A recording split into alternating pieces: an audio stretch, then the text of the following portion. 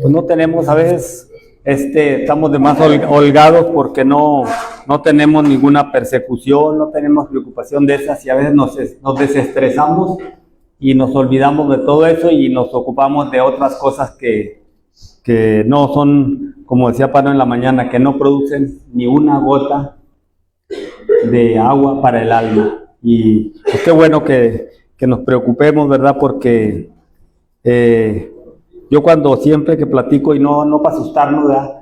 Que están como dice la Biblia, que así como estamos nosotros también a veces tan desocupados, tan preocupados nada más por lo material, dice que así va a ser en los tiempos que va a venir Cristo. Y como decía Pano al final, que pues preparémonos, ¿verdad? Estemos siempre velando porque la venida de Cristo se acerca, y si no lo sentimos así, probablemente pues no estamos participando de la vida espiritual, ¿verdad? Que la vida espiritual verdadera, nosotros tenemos el ejemplo de cuando termina el apóstol Juan en el Apocalipsis, él quería que ya sucediera. Toda esa visión que él tuvo, él anhelaba también que ya fuera, que ya se cumpliera, porque esperamos, como dice, según sus mandamientos, su proyecto, cosas mucho mejores que las que nosotros aquí podemos ver y percibir. Entonces, el apóstol Juan mismo termina diciendo, sí, Señor, el Espíritu y la Iglesia dicen, ven. Y yo creo que nosotros debemos de estar pensando mucho en eso, ¿verdad? Que vamos a tener que desocupar estos lugares donde estemos, si es que estamos preparados para irnos a una casa mucho mejor, preparada para todos los que le aman. Vamos a abrir nuestra Biblia en la carta de Pablo a los Efesios, en el capítulo 2, y vamos a leer solamente del 11 en adelante hasta terminar en el 22.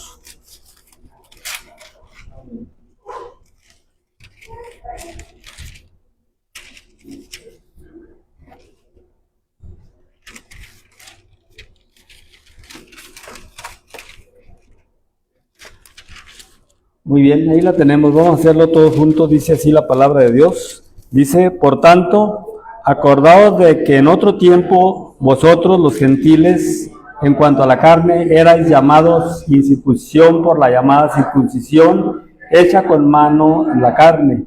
En aquel tiempo estabais sin Cristo, alejados de la ciudadanía de Israel, ajenos a los pactos de la promesa, sin esperanza y sin Dios en el mundo.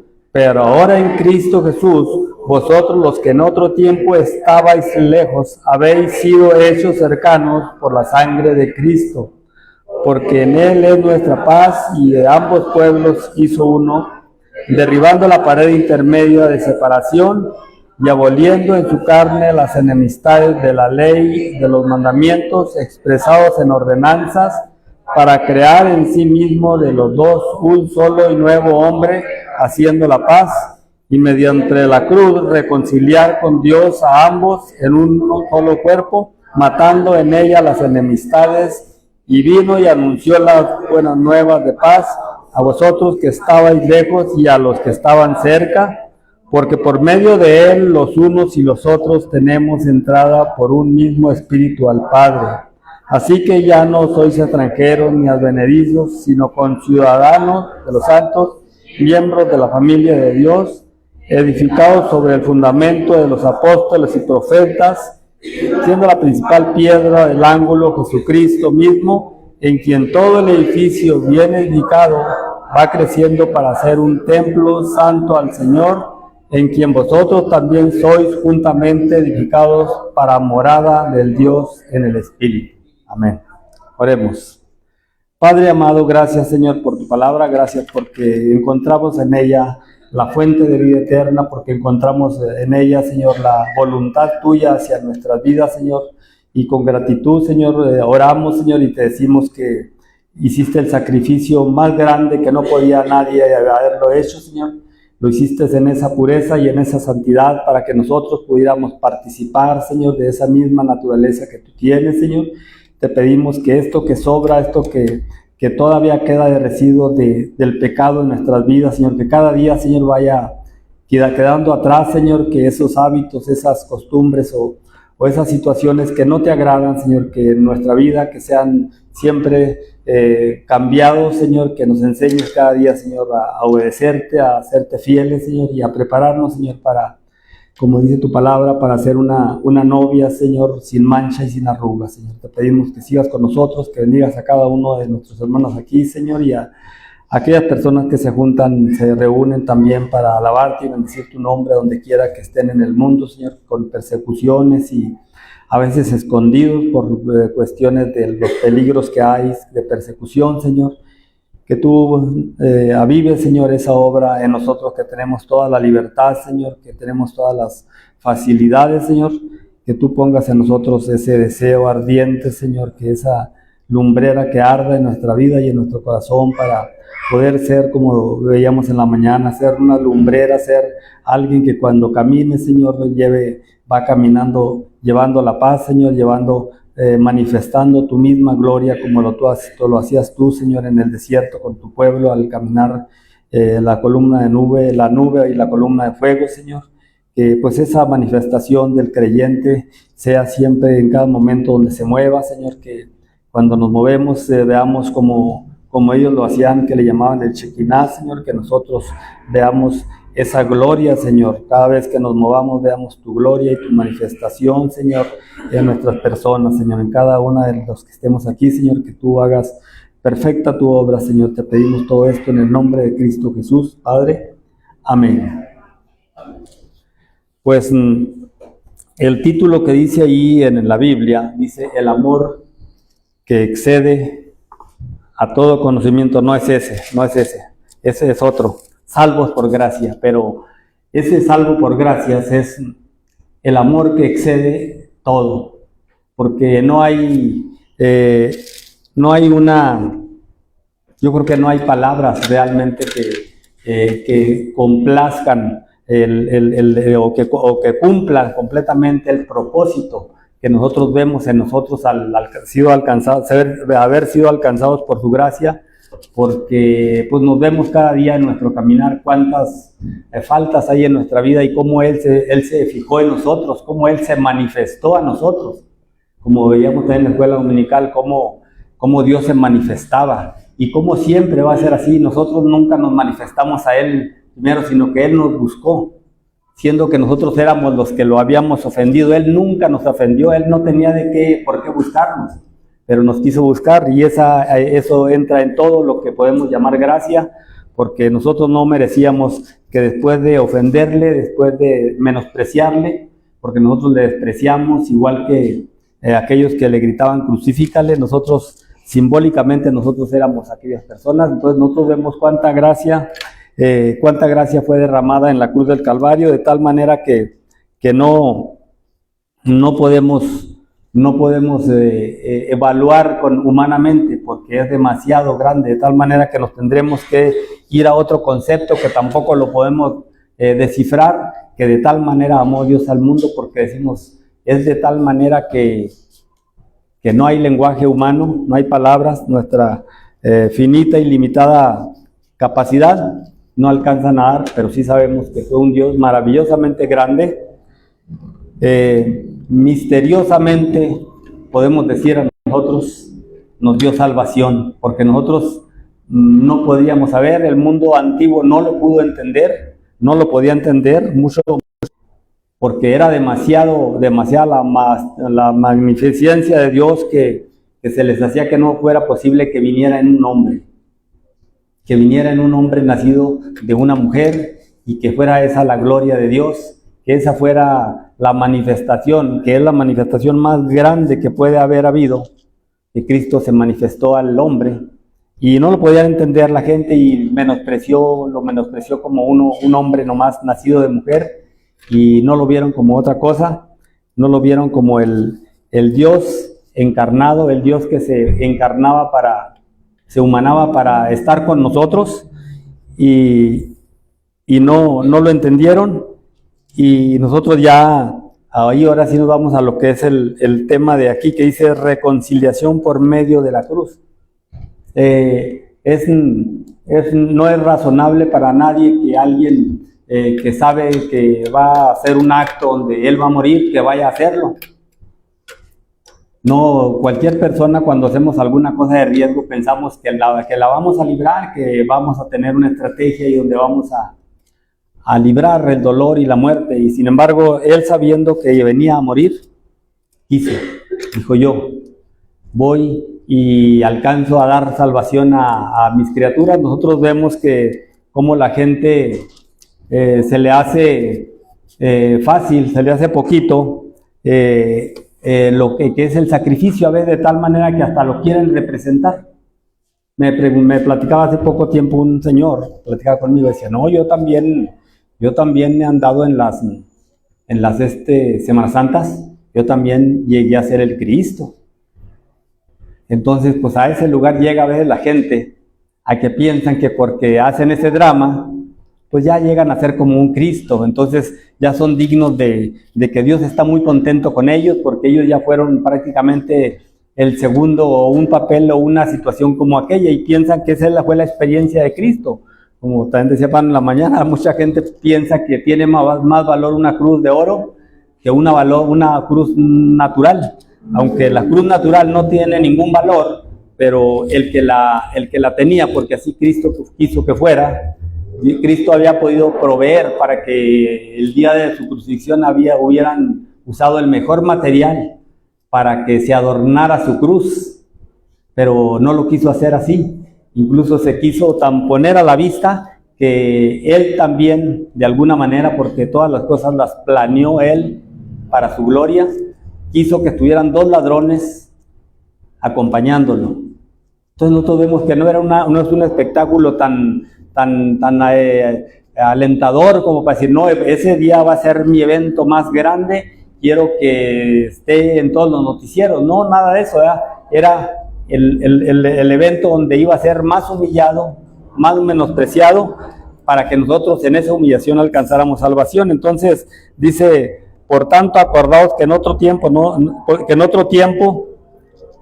vosotros los gentiles, que éramos nosotros, no eran los judíos, nos habla el apóstol Pablo hablándole a los efesios, siendo la primera iglesia, podemos decir, formada. Les habla acerca de, para que no tuvieran una jactancia respecto a la condición de ellos como personas, que eran muy privilegiados, pero eran privilegiados porque Dios había querido hacer el privilegio en ellos, no porque ellos fueran la más grande cosa, como el texto de la mañana que habla acerca de a los judíos, ¿verdad? Que Dios no los escogió por ser ellos los más grandes, los más sobresalientes, sino que eran más bien el pueblo más insignificante de la tierra. Y nosotros podemos verlo en la historia, en la geografía, que Israel es una nación tan pequeñita, que es tan raro, también fuera de lo natural, que todo el mundo tenga los ojos puestos en Israel, siendo una nación tan pequeña, una nación como un estado de nuestra república prácticamente, como un estado no de los más chicos, pero de los medianitos. Es una nación donde no cabe mucha gente respecto al cupo que hay por el territorio. Sin embargo, Dios los escogió. Y a los efesios, el apóstol Pablo les habla respecto a la misma condición que él ya sabía, que el apóstol Pablo sabía, que la condición de los judíos, que no, ya Pablo ya también esto lo tenía entendido, de que no eran una nación que había sido privilegiada porque Dios los había visto muy inteligentes, aunque Dios los hizo inteligentes, pero no era por eso. La causa es porque Dios los hizo, no porque ellos fueran muy capaces, muy inteligentes, muy en todos los sentidos muy industriosos, en la industria científica, en todas las cosas, muy avanzada en la medicina, en todo, pero es porque Dios los quiso hacer así, siendo ellos nada. Bien, siendo que Abraham, aquí pues, la Biblia nos lo describe como un personaje también con características no sobresalientes como para con los demás. Era un hombre que era idólatra, un hombre que vivía como toda la humanidad, pero Dios, por lo que Dios sabe, no por sus conveniencias, sino es que Dios entonces es por lo que Dios conoce en el hombre, en lo más íntimo del hombre quiso escoger a Abraham, y en él halló un hombre, un siervo que iba a representarnos hasta el día de hoy por medio del conocimiento de la fe. Entonces, el apóstol Pablo habla involucrando también a Abraham, a todas las promesas en las que los judíos lo tenían en una estima tan alta, tan privilegiado, de que Abraham sea descendiente de un hombre al cual se le pusieron en sus lomos todas las promesas de la divinidad. Podemos decir que Dios puso todo lo más divino que había en lo conocido del mundo, los puso en Abraham, y ellos eran sus hijos, y ellos estaban muy contentos. Pues aquí el apóstol Pablo les habla ahora a los efesios, y los efesios, que eran los más menospreciados, o los gentiles, no los efesios, los gentiles, el ser más despreciado, no porque Dios lo despreciara, sino porque se habían alejado de Dios, porque había un estigma, o ¿cómo se dice por ahí? Estigma que se había hecho en la población, de tal manera que para los judíos ver a una persona que no estaba circuncidado, pues era nada. Era como Jesús mismo lo narra cuando aquella mujer le pidió que la sanara, y que le dijo que no se le podía dar la comida a los perrillos, sino que la comida era para los hijos. Y entonces Dios, con nosotros ahí, Cristo, vemos cómo hace esa cuestión, y si nos quedáramos con eso, entonces era racista. Jesús era racista. Lo hizo porque el contexto de lo que dice la Biblia, cuando Jesús habla una cosa, pues leemos el contexto, y era porque quería manifestar la fe que él sabía que había en esa mujer. Entonces, en vez de para humillarla, era para exaltarla. Y lo prueba la Biblia, que fue una exaltación, porque Cristo le dice a esa mujer que en Israel no encuentra uno de los que se dicen originarios o legítimos hijos de Abraham. No tenían esa confianza de que Dios podía darle sanidad, Dios podía darle todo lo que pidieran. Y entonces, pues ahí, en vez de que lo hiciéramos cuando Él le dice que solamente es para los hijos la comida y no para los perrillos, vemos nosotros la exaltación de esa mujer, donde Dios manifestó que esa mujer era una mujer de fe, como las que Cristo quería que hubiera en el pueblo de Israel, que no las encontraba. Entonces les dice a los efesios, les dice el apóstol Pablo, en cuanto a la carne, eran llamados sin circuncisión por la demás circuncisión hecha con mano en la carne.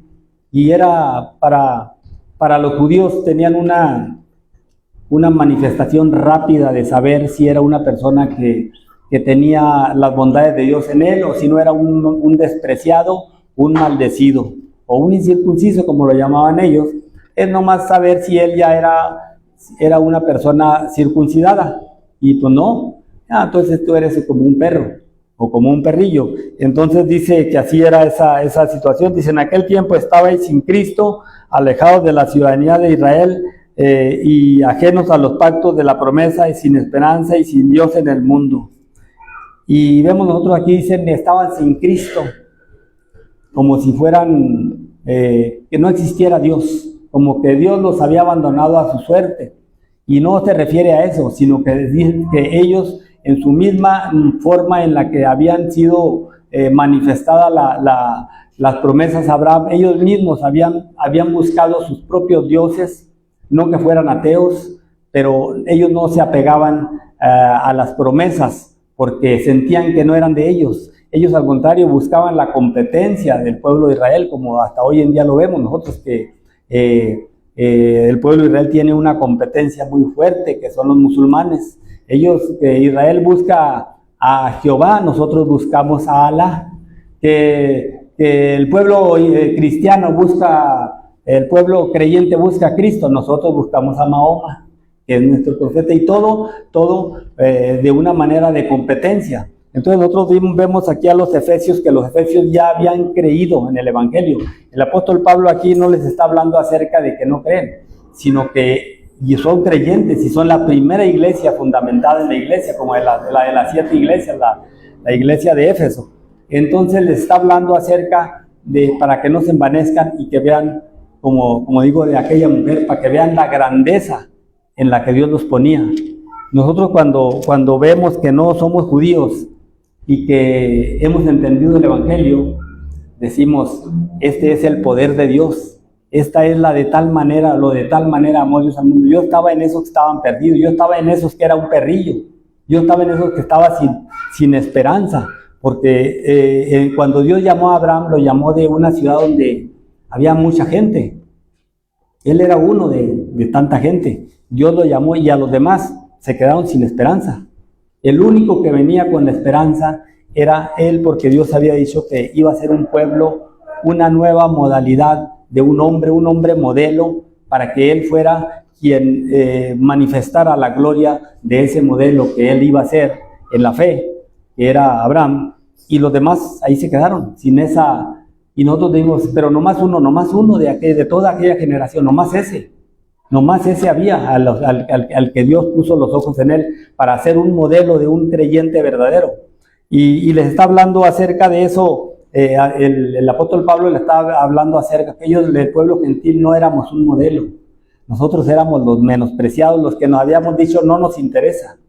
Nosotros tenemos nuestros dioses, porque ahí donde estaba Abraham, ahí tenían sus dioses, tenían su idolatría, ofrecían a sus mismos hijos a la muerte. Entonces dice que estábamos alejados, estabais sin Cristo, alejados de la ciudadanía.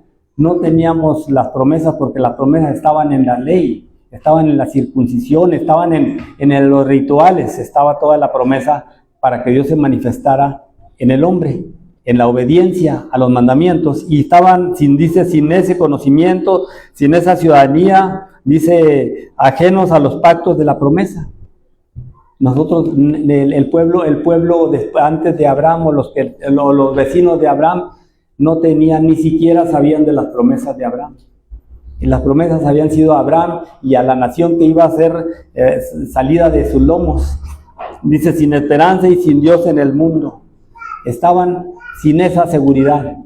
Y esos éramos nosotros. Y al pueblo, a la iglesia de los Efesios, les habla el apóstol Pablo como una reseña de lo que Dios ha hecho en ellos. No le está diciendo, ustedes pobres, Dios les dio lástima, no, sino que la gracia de Dios los alcanzó igual que a todos, porque Dios tenía en el plan de Abraham también incluirlos a ellos, y lo va manifestando el apóstol Pablo en todo el libro de los Efesios.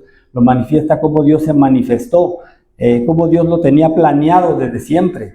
Dice, pero ahora en Cristo Jesús, vosotros que en otro tiempo estabais lejos, habéis sido hechos cercanos por la sangre de Cristo.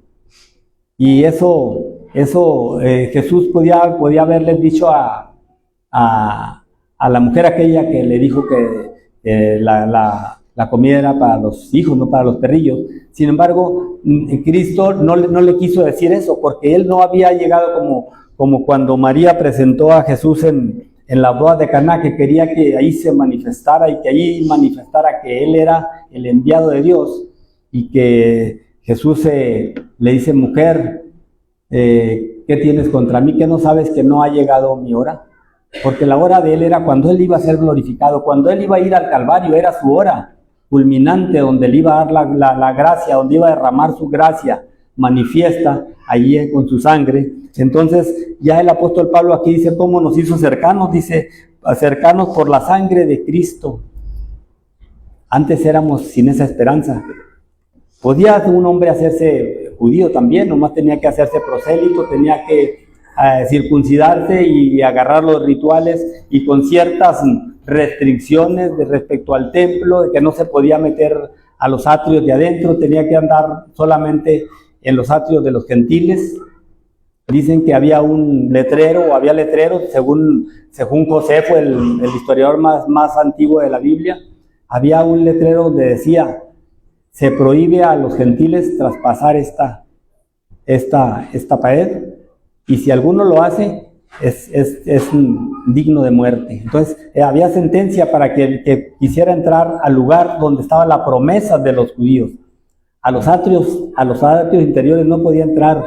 Y hay alguna narración también por ahí de que alguna vez el apóstol Pablo llevó a alguien de los que andaban de colaboradores de él y lo metió hacia adentro de los patios, no en el templo, pero era donde estaban los judíos, y al apóstol Pablo ya le andaba por haber hecho eso, ¿verdad? Porque era prohibidísimo. El apóstol Pablo ya había entendido que todo eso ya no tenía sentido, pero para la manifestación de un judío sí era un agravio que lo hicieran de violentar sus lugares sagrados.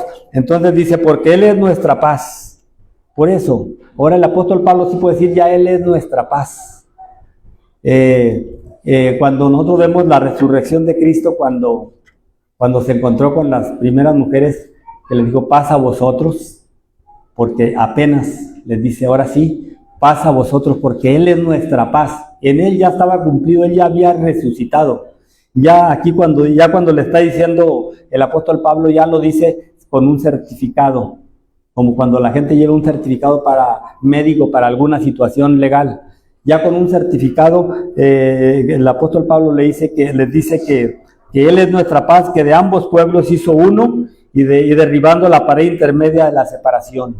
Ya con el documento en la mano, el apóstol Pablo puede decirle y puede explicarlo cómo hizo de dos pueblos uno solo, derribando esa pared intermedia.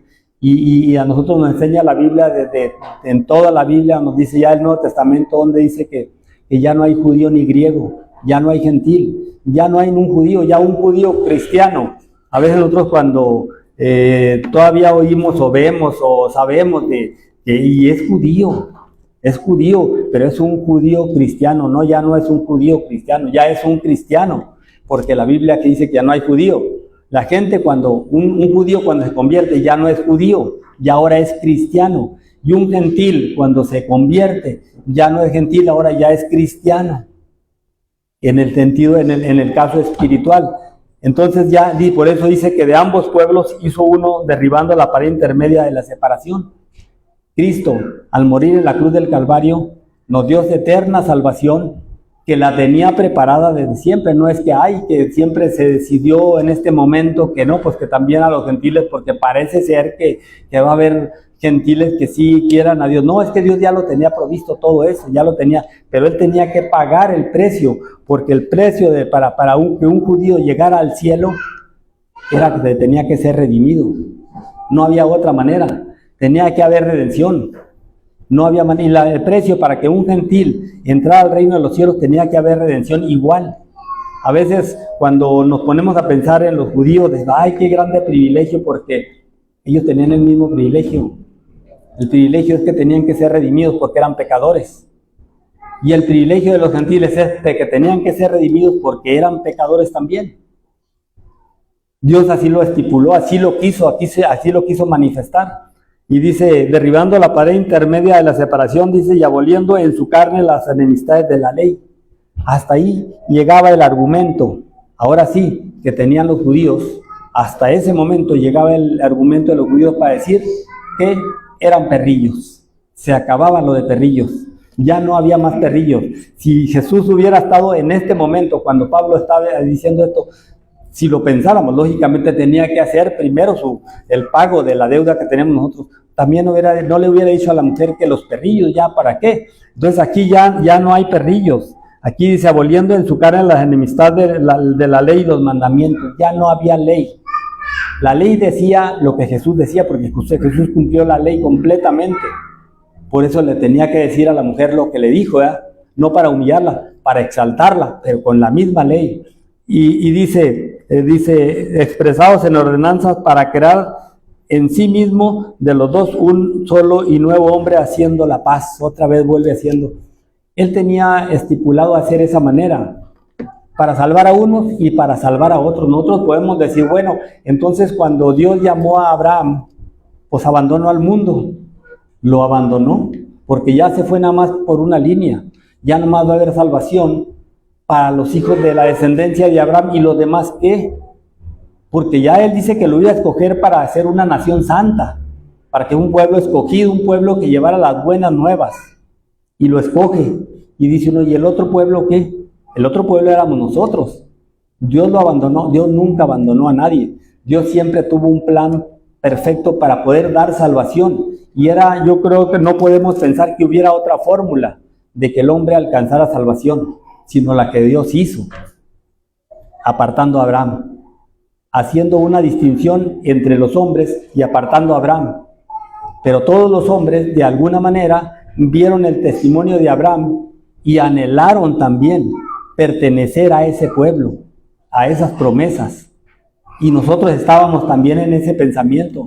Nosotros, cuando vemos que el pueblo de Israel y hasta hoy día existe esa idea, que aunque es una idea un poco vana, podemos decir, mucha gente dice: ay, qué grande privilegio haber sido judíos. Ay, los judíos qué grande privilegio tienen. Ninguno más grande que el de los de nosotros. Estábamos los dos en la misma promesa, nada más que ellos iban a ir por el lado de la promesa de la ley y nosotros sin la ley. Nosotros teníamos que, pero éramos pecadores tanto los unos como los otros. Por eso Cristo derriba esa pared de unos y de otros y los junta, pero ahora junta solamente a una estirpe, a una clase. Y ahora sí, a todos los que crean en el sacrificio que limpia al hombre, en el hombre que ha sido perdonado solamente. Ya no hay otro. Y Dios quiere hacer de esas dos condiciones, de los perrillos y de los que eran circuncidados, quiso hacer una sola estirpe y los quiso juntar en una institución o de una forma en la iglesia. Y Cristo instituyó la iglesia por medio de los profetas y los apóstoles después. Y ya quedan ahí metidos en la iglesia, quedamos ya los gentiles y los judíos, y esa es la pared que fue derribada antes, y ahora Dios puso una tercera de gentiles y de judíos, y Dios ahora puso cristianos y los juntó. Y ahora sí, si es judío, es cristiano, y si es gentil, es cristiano. Puede ser judío por naturaleza de nación, pero por la naturaleza espiritual ya no es judío, ya es cristiano. Entonces eso es donde hizo Cristo que se cayera esa pared. Dice, y mediante la cruz reconciliar con Dios a ambos en un solo cuerpo, porque los dos eran pecadores. Cristo, cuando le dice a la mujer de que los perrillos no tenían ese derecho, por medio de la ley no lo tenían, pero por medio de la gracia él sabía que era el mismo, y los dos iban a tener que entrar a la gracia. Tanto los hijos como los perrillos tenían que ir al perdón. Y aquí vemos, dice que de ambos Dios hizo un solo cuerpo, matando en ella las enemistades. Ahora, si un judío menosprecia a un cristiano, pues entonces quiere decir que todavía no pertenece a esa estirpe, a ese cambio que Dios ha hecho en el hombre, para que sean uno solo. Y si un cristiano también menosprecia a un judío, también igual. A un judío cristiano, un judío que ya ha entendido el evangelio. Entonces dice, matando en ella las enemistades, y vino y anunció las buenas nuevas de paz. Otra vez siempre, la paz. Y nosotros vemos, pues fue su primera palabra que él habló con las mujeres: paz a vosotros. Ya hay paz. Ya podía, desde ese momento podía decir que podía reconciliarse, que había reconciliado al mundo ya. En ese momento ya estaba reconciliado por medio de la sangre en la cruz. Dice, vosotros que estabais lejos y los que estaban cercas. Nosotros que estábamos lejos, porque eso es lo que se había manifestado, porque nos habíamos alejado de Dios, pero ahora ya por medio de la sangre de Cristo podíamos acercarnos. Los que estábamos y los que estaban cercas también estaban cercas, pero no más cercas, pero no estaban con él. Estaban muy cerca, los judíos estaban tan cercas que Jesús estuvo ahí platicando con ellos, pero estaban alejados de la verdadera ciudadanía de Dios. Dice, porque por medio de él los unos y los otros tenemos entrada por un mismo espíritu al Padre. Y como dice aquí, dice como si no hubiera Cristo, ¿verdad? Aquí el apóstol Pablo habla como si no fuera Cristo, como si no hubiera Cristo, ¿verdad? Podemos entrar por un mismo espíritu. Entonces nosotros aquí lo que vemos manifestada también es la manifestación, siempre digo, de un Dios trino, un Dios que se manifiesta, un Dios que tuvo su forma de darle salvación al hombre. Si fuéramos humanos, nosotros, fuéramos nosotros que nos dieran como humanos la oportunidad de decir, no es que hubiera estado mejor así la salvación. Habría miles de pensamientos, no, es que si Dios mejor hubiera venido de esta manera y hubiera alcanzado a más, y hubiera alcanzado a menos. No, Dios hizo perfecto toda su obra en el Calvario, de tal manera que dice que los unos y los otros tenemos entrada por un mismo Espíritu al Padre. Y para que veamos qué tanto poder tiene el Espíritu como persona, qué tanto poder tiene. Nosotros por medio del Espíritu podemos entrar al Padre, porque el Espíritu nos lleva primero a la sangre de Cristo. Y es a lo que está refiriendo el apóstol Pablo. El Espíritu nos lleva a la sangre de Cristo. Un cristiano que dice, no, es que un cristiano que es espiritista, porque hay personas que son espiritistas, que piensan que el Espíritu te los traslada. El Espíritu lo lleva a Cristo primero. Al cristiano el Espíritu lo lleva a Cristo, porque esa es la forma que Cristo mismo enseñó. Padre nuestro que estás en los cielos, santificado sea tu nombre, y que empezamos a reinar. Y luego nos enseña enseguida la oración que tenemos que hacer nosotros, que es siempre por medio de la sangre de Cristo, por medio de Cristo. ¿Y quién es el que nos lleva a la sangre de Cristo? Nos lleva el Espíritu Santo. Sin el Espíritu Santo no vamos a llegar nunca a la sangre de Cristo. El Espíritu Santo nos conduce.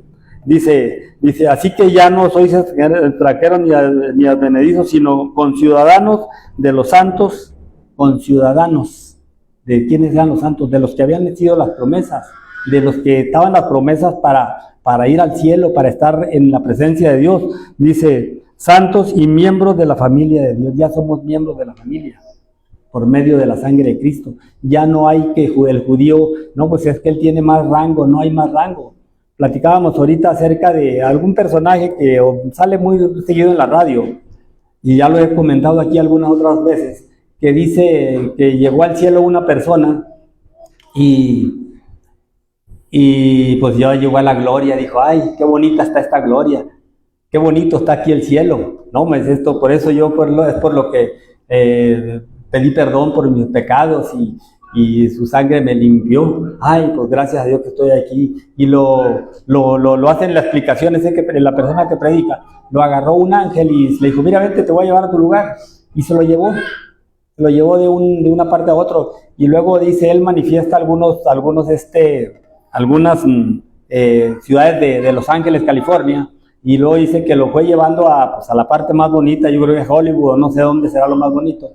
Lo llevó y a una parte que se parecía como a Hollywood, y luego le dijo, ay, qué hermoso está aquí todo esto. No, le dijo, pero espérate, tú eres más allá. Y luego lo llevó, y se lo llevó a otra partecita de los que hay para el lado de Los Ángeles, y pues estaba un poquito de un nivel más bajo. Bueno, pues de todos modos es la gloria, ¿verdad? Aquí está muy bonito. Y luego se lo llevó a otra parte, hasta que lo llevó allá a un suburbio, y le dijo, bueno, ¿dónde es mi casa? No, espérate, la tuya es allá y luego menciona él un suburbio de Los Ángeles. Yo creo que es para que lo mencione él, no sé cómo será, que es ya donde viven todos los maleantes allá, que ya pues solamente maleantes con valientes pueden vivir allá. No, le dijo, tu casa, pero ¿cómo? Y que le dije, ¿qué tú esperabas que estar enfrente? No, aquí es según lo que tú hayas trabajado allá en la tierra. Entonces le digo, pues el pobre hermano se contradice todo en su hablar, porque entonces ya no es por gracia, es por obras. Entonces cuando la presencia de Dios, todos lo vamos a tener enfrente. Hay un canto que canta Marcos Vidal, dice que no solamente quiero estar enfrente de ti, todos vamos a estar enfrente de Él. La gloria de Dios, no hay con quién uno va a estar atrás del otro, todos lo vamos a tener enfrente. Nosotros decimos, pero ¿cómo eso? Es que Dios es Dios, Dios está. Si ahorita podemos decirlo y creerlo, que Dios está en todo lugar, pues vamos a pensar que no, me tocó allá en la fila lo último, yo ya muy apenas alcanzaba a ver a Dios, o Dios a lo mejor ya ni me alcanzaba a mí, porque yo estaba atrás de tal cosa, y pues no, yo creo que Dios ni sabía que, no, Dios va a estar frente a nosotros. Digo, entonces el hermano en toda su predicación que dura, digo, ¿qué querías? Que tener los mismos galardones, los mismos beneficios de la gloria de Dios que los que se fueron de misioneros al África. No, te vas para allá.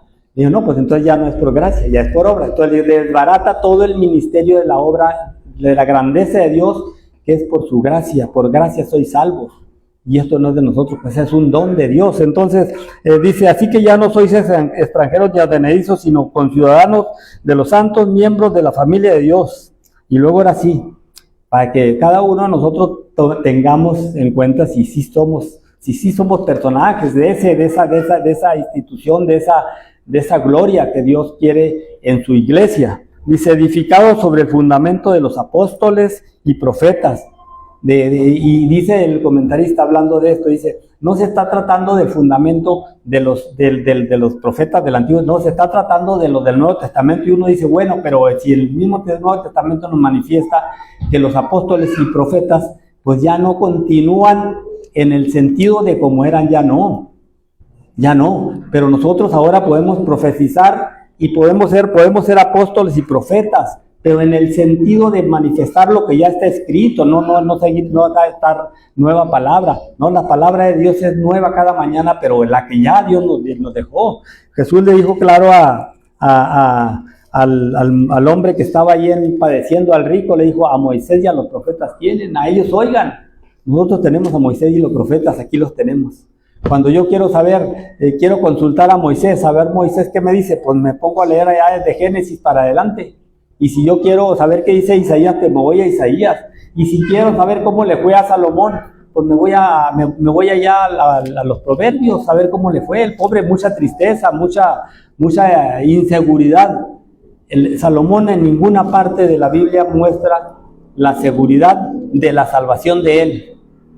Siempre muestra como un desagrado el haber vivido en esta tierra. Todo lo que está abajo del sol es nada para él. No, dice, pues eso proveen todo y nada me dio felicidad. Qué bueno que lo dijera, como lo dice cualquier creyente, como lo dice cualquier, no me da felicidad porque a mí la verdadera felicidad me la da Dios, no las cosas de este mundo. Y como decía, ni una gota de agua puede producir los bienes de este mundo. Tener un carro del más bueno de todos y la casa más bonita de todas no va a producir una gota de paz, no la va a producir. Porque nosotros vemos en los hombres más ricos del mundo, con todas las posesiones de que tienen, y muchos se han suicidado porque no tienen paz, no tienen una gota de agua de vida. Entonces nosotros vemos que a lo que se refiere Cristo aquí a todas estas cosas, cuando nos habla del precio, del valor, cuando el apóstol Pablo les dice acerca del privilegio que tenemos nosotros los creyentes cuando ha sido resucitado Cristo, cuando Cristo ya no está muerto, cuando ya no está en la promesa de que vendrá, sino que ha hecho la obra de salvación para nosotros, dice, diciendo la principal piedra del ángulo Jesucristo. Ya allí podemos pensar, como se piensan en algunos comentaristas, algunos teólogos dicen acerca de cuál es la piedra. La piedra del fundamento es Él. Unos dicen que es la de la esquina, porque hay algunas referencias acerca del ángulo de la esquina, pero otros piensan que es el centro de un arco, el que sostiene toda la resistencia de una gran puerta. Otros piensan que es la punta del pico de donde está el templo. Como quiera que sea, Él es el fundamento. Él es el fundamento, es el con el que se inicia, con el que se sostiene todo un edificio.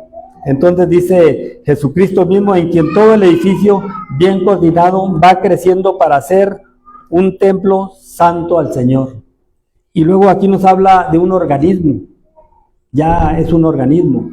La iglesia es un organismo, es algo que es vivo, no es algo de paredes, porque para no pelearnos con lo de cuál será la piedrita, ¿verdad? No, la piedra es Cristo, el ángulo de la piedra es Cristo, pero se refiere a la vida espiritual completamente, de tal manera que dice que en quien todo el edificio bien coordinado va creciendo para hacer un templo santo al Señor. Entonces ya nos habla de ahora de un organismo vivo, que cada uno de nosotros tiene que ser, aunque sea una piedrita, aunque sea una cuñita que tiene el edificio, pero tiene que estar haciendo algo en ese edificio que es Cristo, que es el tabernáculo donde Dios mora verdaderamente, donde Dios quiso venir a morar, en vez de 4 paredes, no, en el corazón del hombre. Entonces tiene que tener una parte en ese organismo, dice que va creciendo, porque una casa, pues, si la hacen muy grande, pues es muy grande. Si la hacen chiquita, pues es chiquita, pero no hay como que, fíjate que la hice de 2 cuartos y fue creciendo, ya son 8 cuartos, no va a crecer. Sin embargo, la iglesia aquí, el apóstol Pablo habla acerca de como un organismo que era pequeño, pero va creciendo, va aumentando, porque van llegando más creyentes, porque se va ampliando ese edificio. El edificio que hace el verdadero tabernáculo de Dios es cada creyente. Y dice que va creciendo para ser un templo, que es la iglesia, que va un templo de donde mora Dios mismo, donde mora Dios mismo, el Padre mora. Nosotros podemos decir, bueno, ¿quién mora? El Padre, es Dios. El Padre mora en el corazón del hombre. Dios Padre mora en el corazón. ¿Pero qué no era Jesucristo? No, la Biblia dice que Dios Padre. Dios el Padre mora en nosotros. Y luego, ¿pero cómo es como mora? Pues por medio de la reconciliación que hizo Cristo con nosotros. ¿Pero cómo es que lo sabemos? Pues por medio del Espíritu Santo, que nos da la seguridad. Entonces nosotros vemos una coordinación en medio de la redención. Decimos, bueno, entonces todos están en la redención. El Padre, el Hijo y el Espíritu Santo son los que nos redimen coordinadamente. Nosotros, pues, entonces el Padre no tuvo nada que ver en la redención. Claro que tuvo que ver en la redención. Y el Espíritu Santo tuvo que ver en la redención. Tuvo que ver en la redención. Sin el Espíritu Santo no nos lleva al Hijo. Y sin el Hijo no nos lleva al Padre. Entonces es una coordinación de la redención por medio de la Trinidad, donde Dios salva al hombre por medio del Padre, del Hijo y del Espíritu Santo, en una coordinación perfecta. Entonces ya no es muy... Entonces, ¿qué está haciendo Dios ahorita ya? Pues yo creo que estará esperando a ver qué, hasta que se cumplan los tiempos, no se aburrirá. ¿O Cristo qué estará ya esperando? No, es que es una coordinación. Ellos están los tres trabajando por medio de cada una de las situaciones que el Padre proveyó para nuestra salvación. Y después ahí en 1 Corintios 15, por ahí 10, 15, 10, creo, algo así dice ahí, no sé exactamente, no recuerdo, dice que después ya el Hijo ya no se mencionará más, porque ya ha sido el juicio final, ya ha puesto a sus enemigos al estrado de sus pies, y el Espíritu y el Hijo se unen al Padre y serán Dios en todo. Ya nomás es Dios así nomás, en la eternidad, con todos sus santos en la eternidad. Entonces aquí dice, como dice, coordinado va creciendo para ser un templo santo del Señor, en quien vosotros también sois juntamente edificados. Entonces un creyente no puede ser que no, un verdadero creyente no puede ser que no acople, porque nosotros vemos a mucha gente. Ayer me encontré con una persona en una tienda y dije, usted es hermano de fulano, sí, pero ni se hablan, ¿verdad? No, sí, nos hablamos, pero no piensan, no, bueno, eso no pensaremos lo mismo, pero fuimos criados por la misma madre. Y ya me empezó a ir a decir algunas, ya me dijo, mire, yo tengo 3 hermanas, y van a 4 diferentes iglesias, y si se llegan a juntar algún día, ya dijo unos disparates él allí, se dan de esto. Y él se justificaba en que él sí le gusta el evangelio, pero el verdadero, dije, no, pues no encaja en ninguna parte del templo, de este edificio no encaja, porque dijo algunas maldiciones, ¿verdad?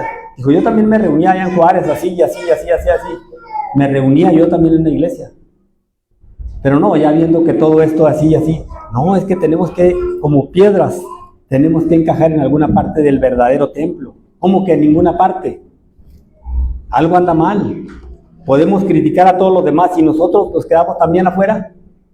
¿O somos como los que, con tal de incendiarse la casa del ajeno, quemamos la de nosotros, ¿verdad? De nada sirve, ¿verdad? Dice un dicho muy vulgar, que mal de muchos, consuelo de tontos. ¿Yo qué gano con que a otro le vaya muy mal? Porque a mí me está yendo muy mal, pero también a otros les va mal. Pues ¿cuál es mi consuelo? Ninguno.